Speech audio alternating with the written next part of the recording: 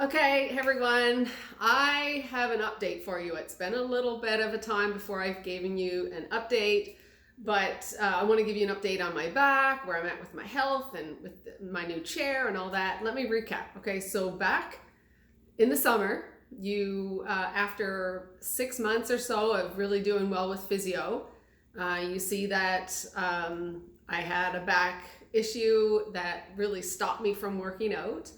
And so I rested, refreshed, and did whatever I could, and if all I could do was rest, that's what I was doing. And so I rested, recovered, and then I went to New York. I had an amazing trip. So, I got back from New York and I got COVID.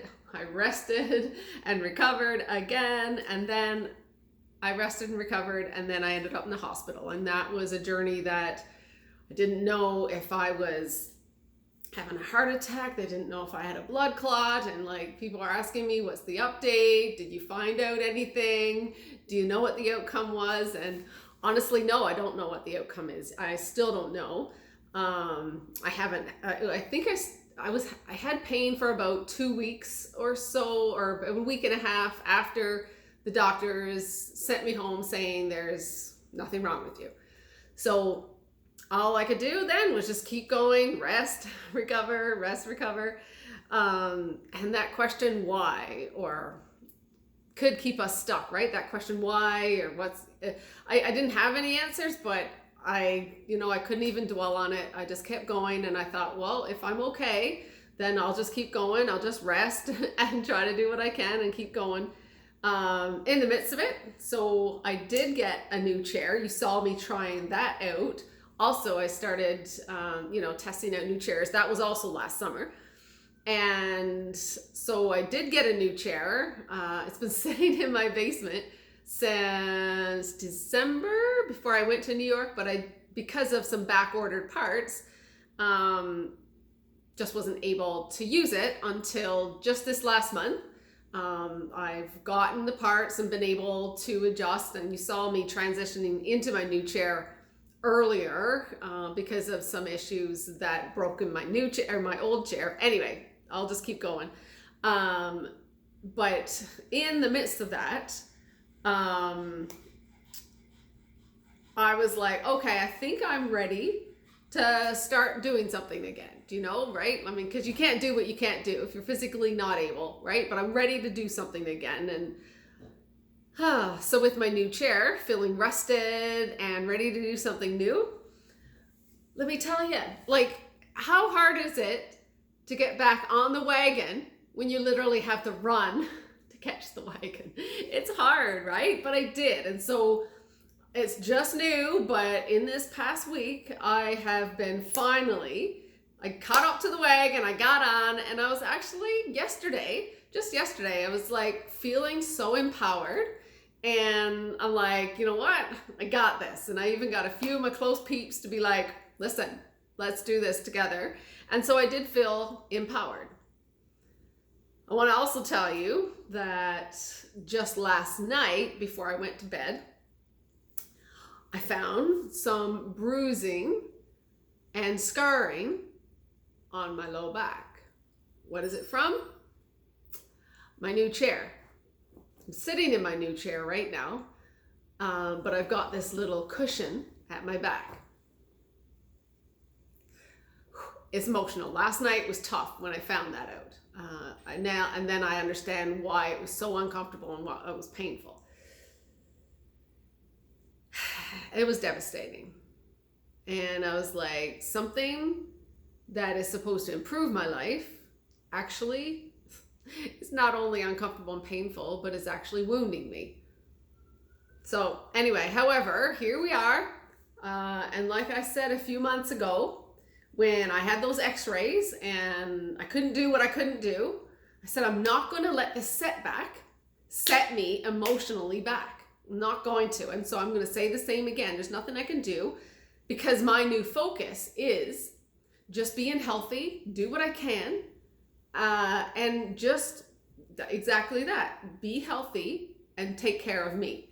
And so, listen, I know I'm not alone in this struggle, because the struggle is real. And so I've been asking God, like, God, you got to help me with this struggle, with my physical journey again. How many times have I started over? Like, it's too many to count, right? And so the day before I got that new struggle with my back and stuff like that, so earlier this week, I found some nuggets in my Bible reading that totally, it really, what I'm trying to say is, what I found, I knew why I was finding it before I actually needed it, or in the midst of when I needed it. It was golden nuggets that were going to help me physically. And because I knew that getting back on this wagon is not going to be easy. And so God was reminding me. And so let me read the little scripture that I had. I promise I won't preach. It was just this little thing, and it's really practical, and I needed to hear it. And so this is what happened. So I'm in James, but I also read, I think it was James 4:8. It says, if you draw near to God, he will draw near to you. And the question that was asked in the reading was like, but how? How do you draw close to him? How can you run to catch up to that wagon if you don't filter, or if you feel far, or if you feel the struggle? Like, and the spin of the study listed four things that would help you. And it said, set time. They said, set a time every day to pray for protection, to cover yourself with the armor of God. I'm like, okay, set a time to pray. And then make a commitment to pray. Okay, because it's one thing to set the time, but then you got to make a commitment to pray, and that it's not always on feelings. I'm like, oh, that hurt. And then keep a journal. Keep a journal. Be ready to write down insights that you feel.